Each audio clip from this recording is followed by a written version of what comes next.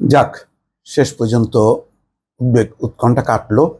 কালকে যেভাবে হঠাৎ করে পুলিশ আন্দোলনকারীদের বিরুদ্ধে যে গায়েবী মামলা এক ধরনের দিল, অজ্ঞাতনামা পরিচয় দিয়ে, এবং বলল যে গাড়ি ভাঙচুর, পুলিশের উপর হামলা, মারধর, কোনো গণমাধ্যম এই সংক্রান্ত কোনো রিপোর্ট প্রকাশ করেনি যে আন্দোলনকারীরা হামলা করেছে, ভাঙচুর করেছে, মারধর করেছে। অথচ পুলিশ হঠাৎ করে মামলা দিয়ে বসলো।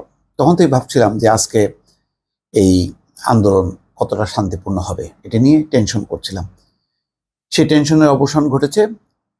কোটা বিরোধী আন্দোলনকারীরা বঙ্গভবন পর্যন্ত পৌঁছাতে পারছে এবং 12 সদস্যের প্রতিনিধি দল রাষ্ট্রপতির সামরিক সচিবের কাছে স্মারকলিপি হস্তান্তর করেছে এবং তারা 24 ঘন্টার মধ্যে দৃশ্যমান কোনো পদক্ষেপের আহ্বান জানিয়েছে।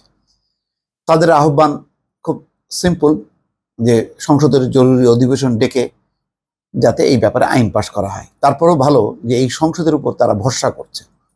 অন্যরা হলে বিরোধী, সত্যিকার অর্থে যদি সরকার বিরোধী কোনো আন্দোলন হতো, এটা এই সংসদের উপর ভরসা করতো না। এখন ভালো তো যে রাষ্ট্রপতি নিজে যদি ডেকে কথা বলতেন। এরা সবাই রাষ্ট্রপতির নাতনি নাতনি বয়সী, তো 12 জনকে নিয়ে বসলে, তাদেরকে একটু চা খাওয়ালে, আশ্বাস দিলে কি এমন ক্ষতি হতো? এখানে সামরিক সচিব পর্যন্ত পৌঁছতে পারছে তারা। যাক, তারপরও মানে মন্দের ভালো, মানে তাদের উপরে যে গরম পানি ছড়া হয়নি, রঙিন পানি ছড়া হয়নি, কাঁদানে গ্যাস নিক্ষেপ করা হয়নি, এবং তারা ব্যারিকেড ভেঙেছে শিক্ষা ভবনের সামনে।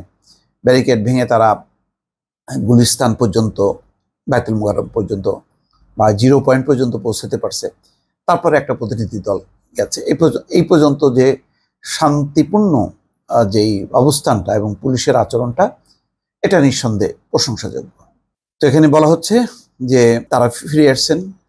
তারা বলছেন যে মহামান্য রাষ্ট্রপতির কাছে গিয়েছি, আমাদের স্মারকলিপি মহামান্য রাষ্ট্রপতির সচিব, সামরিক সচিব আসলে গ্রহণ করেছেন। আমাদের 1 দফা দাবির বিষয়ে আমরা স্মারকলিপিতে উল্লেখ করেছি। তিনি মহামান্য রাষ্ট্রপতির কাছে পৌঁছে দেবেন বলে জানিয়েছেন। আমরা আশা করব মহামান্য রাষ্ট্রপতি প্রয়োজনীয় পদক্ষেপ নেবেন। আন্দোলনের আরেক সমন্বয়ক নাহিদ ইসলাম বলছেন, মহামান্য রাষ্ট্রপতি জরুরি পদক্ষেপ নেবেন। তিনি জাতীয় সংসদ অধিবেশন ডেকে জরুরি ব্যবস্থা নেবেন। আমাদের স্মারকলিপিতে 24 ঘন্টার সময়সূচি উল্লেখ করেছি। আগামী 24 ঘন্টা পর্যন্ত আমরা পর্যবেক্ষণ করব। 24 ঘন্টা পর্যবেক্ষণ করে আমাদের পরবর্তী কর্মসূচি ঘোষণা করব।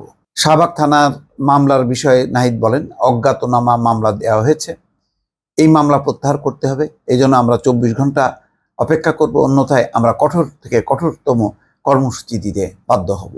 এর আগে রাজধানীর শাহবাগ মোড়ে বিনা বাধায় পার হলেও শিক্ষা ভবনের সামনে পুলিশের ব্যারিকেডের মুখে পড়ে কোটা বিরোধী আন্দোলনরত শিক্ষার্থীদের গণযাত্রা। যাক, শেষ পর্যন্ত তারা নিয়ে গেছে, এটা ভালো।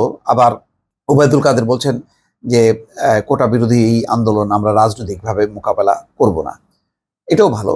কিন্তু বারবার ওই উস্কানি যে এই কোটা আন্দোলন ভর করেছে স্বাধীনতা বিরোধী অপশক্তি, ডিবি প্রধান হারুনও বলছেন, ওবায়দুল কাদেরও বলছেন, এর মধ্যে একটা আলামত আছে। আবার মামলা, সব মিলিয়ে সরকার প্রস্তুতি নিয়ে রেখেছে। যদি তারা মনে করে যে না, তারা এটাকে প্রতিহত করবে, তাহলে হয়তো সেই অ্যাকশনগুলো কাজে আসবে। তবে যাই হোক না কেন, কোটা বিরোধীদের যে আন্দোলন, এটা যে যৌক্তিক, এ ব্যাপারে কোনো সন্দেহ নেই। সব পক্ষই বলছে যে এটা একটা যৌক্তিক সংস্কার হওয়া উচিত। এখন কখন, কিভাবে, কতটুকু করবে এবং কত দ্রুত করবে, এটাই বিষয়। এই হাইকোর্ট না দেখিয়ে সরকারের উচিত যে এটা দ্রুত একটা পদক্ষেপ নেওয়ার। সরকার যদি দ্রুত পদক্ষেপ নেয়, তাহলে সেটা কোর্টের সাথে, উচ্চ আদালতের সাথে কোনোভাবে এটা সাংঘর্ষিক হবে না। এখন এটা ধরে কি সরকার জেদ নিয়ে বসে থাকবে, নাকি ওই আদালতের মারপেচে মধ্যে ফেলবে, এটা এখন দেখার বিষয়। দর্শক, ভালো থাকবেন। আল্লাহ হাফেজ।